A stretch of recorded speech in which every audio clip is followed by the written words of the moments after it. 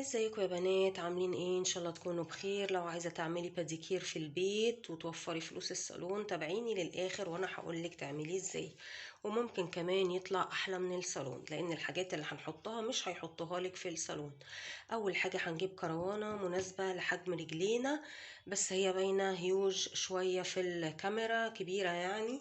هنحط في تلتينها ميه سخنه، يعني درجه الحراره تكوني انت متحملاها.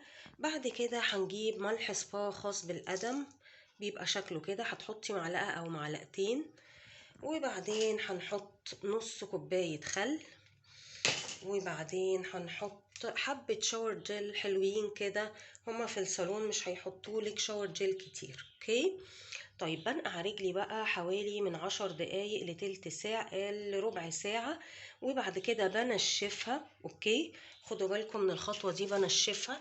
وبعد كده ادي مبرد القدم، ببتدي ابرد كعب رجلي كويس جدا والصوابع وكل حاجة.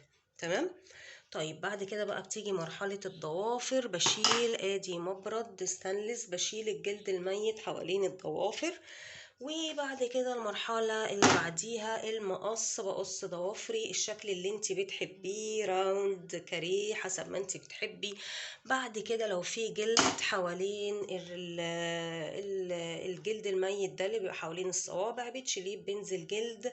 وبس كده خلصنا. ممكن كمان تضيفي لو عايزة تعملي، ممكن تضيفي سكراب، وطبعا دي بتبقى خطوة حلوة جدا جدا. وبعد السكراب وبعد ما تغسلي وتنشفي حطي مرطب وشوفي رجلك وقوليلي في الكومنتس ايه الاخبار. باي باي.